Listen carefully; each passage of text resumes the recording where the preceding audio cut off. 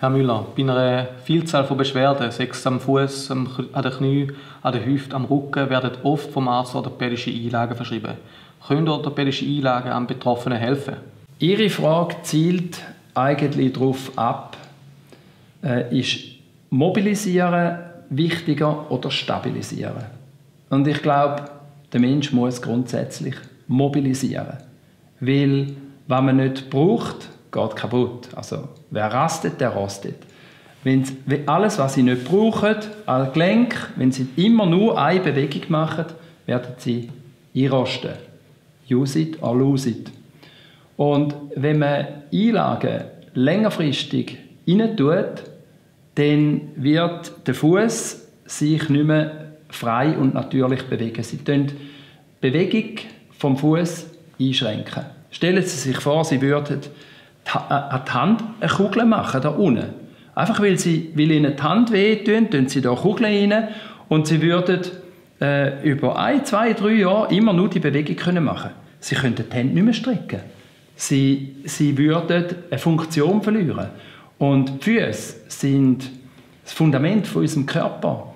Mit ca. 30 Knöcheln und 30 Muskeln, die sind da zum maximal belasten, zum maximal bewegen. Und darum kann eine Einlage unter Umständen, eine stabilisierende Einlage für einen kurzen Moment Sinn machen, wobei der Mensch ja selber auch sich dann zurückhaltet, ein bisschen schont, ein bisschen hinkt. Aber längerfristige Einlage rein tun, ist für mich, ich würde nicht gerade sagen, ein Verbrechen an der Menschheit, aber es ist ein ganz massiver Eingriff auf den ganzen Körper. Was sie unten am Fuß nicht bewegen, müssen sie später in den Knien, in der Hüfte, im Rücken kompensieren. Und das gibt Schonhaltungen ohne Ende und sie werden eines Tages nicht mehr laufen können. Ich fasse kurz zusammen, Sie haben gesagt, eine Einlage wäre eine Möglichkeit, aber darf nur, wenn überhaupt, eine kurzfristige Lösung sein, dass man mal den Körper stabilisieren kann, dass eine verletzte Stelle regenerieren kann und dann mir aber die Einlage wieder wegnehmen muss. Habe ich das richtig verstanden? Ja, also wenn überhaupt. Ich an mir selber oder an meiner Familie oder meinen Mitarbeitern würde ich Einlagen gar nicht empfehlen.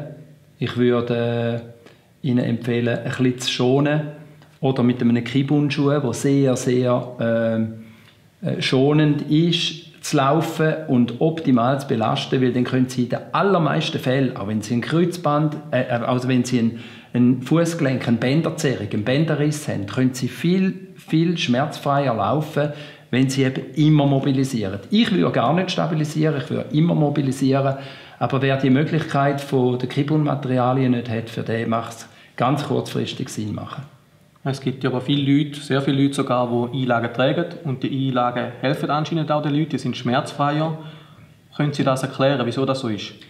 Ja, die sind für eine gewisse Zeit schmerzfrei, vor allem wenn sie noch jung sind. Aber es wird nicht vermieden sein, dass die irgendwann ein anderes Problem bekommen. Also wenn sie den Fuß nicht mehr richtig bewegen können, und der Fuß ist eben der perfekte Stoßdämpfer fürs Knie. Wenn sie den nicht mehr bewegen, wenn sie den Stoßdämpfer nicht mehr benutzen, dann ist das Knieproblem vorprogrammiert. Oder dann je nach Mensch ein Hüftproblem. Trotzdem ist es so, dass die Ärzte sehr, sehr viel und sehr häufig Einlagen verschreiben. Wir wissen ja auch, dass das von der Krankenkasse übernommen wird. Ist das allenfalls ein Grund, dass oft die Einlagen verschrieben werden? Irgendetwas muss ja daran sein, dass die Ärzte die Einlagen so oft verschreiben. Das ist die beste eine Einlage ist die beste Vorbereitung für eine Operation. Wenn Sie nachher viel Geld mit einer Operation verdienen wollen, dann nachher müssen Sie mit einer Einlage anfangen. Dann nachher ist es auch nicht mehr rückverfolgbar, warum das ganze Problem entstanden ist. Und es gibt auch keine Studien, die beweisen, dass Einlagen nützen. Wieso, dass die trotzdem verschrieben sind werden, weiss ich nicht. Ich nehme an, dass es einfach eine Historie ist, dass man das seit eh und je macht und dass es für viele ein gutes Business ist. Das ist meine Annahme. Können Sie so mal vergleichen, was der Unterschied oder vielleicht auch Gemeinsamkeiten sind zwischen einer orthopädischen Einlage und Kibun-Schuhen oder einer Kibun-Matte? Also das eine ist stabilisieren und das andere ist mobilisieren. Und Gemeinsamkeiten sind vielleicht die, dass man unter den Fuß etwas unten tut. Das ist die Gemeinsamkeit. Zwischen dem Fuß und dem harten Boden hat man im Fall von Kibun ein elastisch federndes Material, das den Fuß aktiviert. Und bei einer Einlage hat man zwischen dem Boden und dem Fuß etwas stabilisierend, wo man die Bewegung vom Fuß verhindert. Vielleicht können Sie noch mal ein bisschen genauer darauf eingehen, auf Stabilisieren und Mobilisieren. Weißt du da den Unterschied? Also Mobilisieren ist die Bewegung vom Fuß aktivieren und Stabilisieren ist die Bewegung vom Fuß verhindern. Und man kann natürlich durch Verhindern von einer Bewegung eine Reduktion vom Schmerz erzeugen. Also wenn Sie nicht etwas, wo ein Problem hat, nicht bewegen, ein Band im Fuß, wenn Sie das nicht bewegen, dann tut es nicht weh. Aber irgendwann müssen Sie es ja wieder bewegen. Und wenn die ganzen Faszien in dem Bereich verkleben und dann, wenn Sie mit Bewegen wieder anfangen, eben wie zum Beispiel mit einem Gips, wenn man den Gips wegtut, dann müssen Sie wieder die Bewegung wieder provozieren und das ist immer mit Schmerzen verbunden.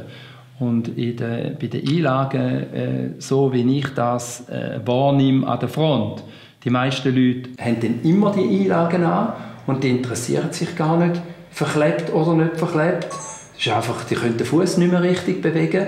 Aber das ist für sie wie normal, dass man den Fuß nicht bewegen kann. Und dann läuft man im Alter mit kleinen Schritten und bewegt nur noch die Oberschenkel und kippt nach vorne und kann dann einfach irgendwann nur noch am Rollator laufen. Sie sagen also, durch die Einlage, durch die orthopädische Einlage wird der Körper gestützt von außen und er muss weniger machen, kann sich sozusagen ausruhen. Und das Mobilisieren ist eigentlich wie ein Training. Sehe ich das richtig? Das Mobilisieren ist ein Training der Füße, von den ganzen Muskeln unten rauf. Und weil der ganze Muskelapparat aneinander zusammenhängt, trainieren sie den ganzen Körper damit. Jawohl. Und das andere ist ein Verhindern von Bewegung, das schlussendlich im Alter zu einer Verstiefung führt. Herr Müller, vereinzelte Ärzte oder Orthopäden warnen vor dem Kibun-Schuh. Können Sie dazu noch etwas sagen? Ich finde das eine absolute Frechheit und zeugt auch von Ignoranz von diesen Leuten. Die haben keine Ahnung, was sie sagen. Entweder wissen sie es einfach nicht, sie haben gehört, dass Kibun-Schuhe schlecht sind, oder sie machen es bewusst, weil sie einfach wissen, dass dann der Patient, wenn er eine Einlage hat, dass er irgendwann einmal operieren muss. Gibt es denn auch die Möglichkeit, dass man eine orthopädische Einlage mit dem Kibun-Schuh zusammenträgt? Oder würden Sie dem abraten? Ja, es gibt wirklich vereinzelte Fälle, wo das Sinn macht, wo man in Kibun-Schuhen im Vorfußbereich, zum Beispiel beim Motorneuron, ein bisschen den Vorfuß erhöht, dass das Motorneuron ein bisschen entlastet wird und auch Zeit hat, dass die Entzündung abklingt.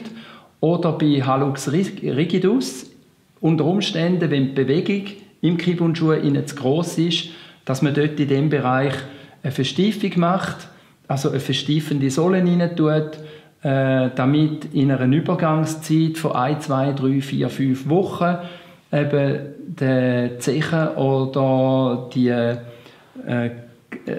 Zechengelenke Zeit haben, sich an die neue Bewegung anzupassen, aber nachher würde ich die Einlagesohle auf jeden Fall rausnehmen. Aber dann ist das vielleicht nicht am Anfang die perfekte Lösung, dass man am Anfang einen Kibun-Schuh hat und eine orthopädische Einlage und das kombiniert und dann nachher das rausnimmt? Oder sagen Sie am Anfang doch Kibun-Schuh?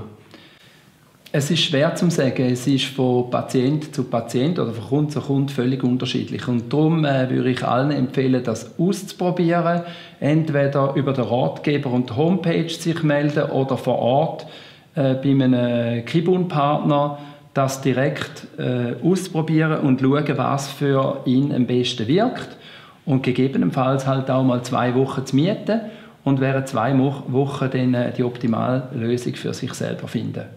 Sie erwähnen jetzt gerade das Mieten. Kann man den Schuh in dem Fall mieten?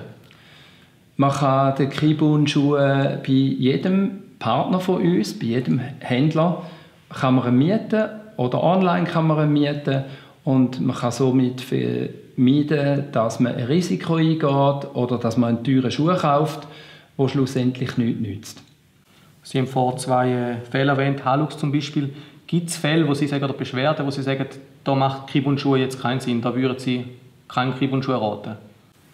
Also ein Kibun-Schuh würde keinen Sinn machen für jemanden, der nicht barfuß in einer weichen Wiese oder barfuß auf elastisch federndem Moos laufen. Wer das nicht kann, für den ist der Kibun-Schuh nichts.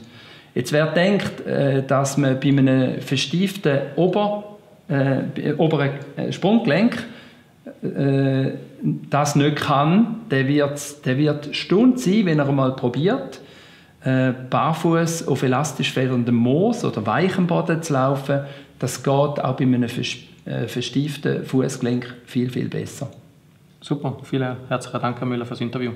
Danke Ihnen.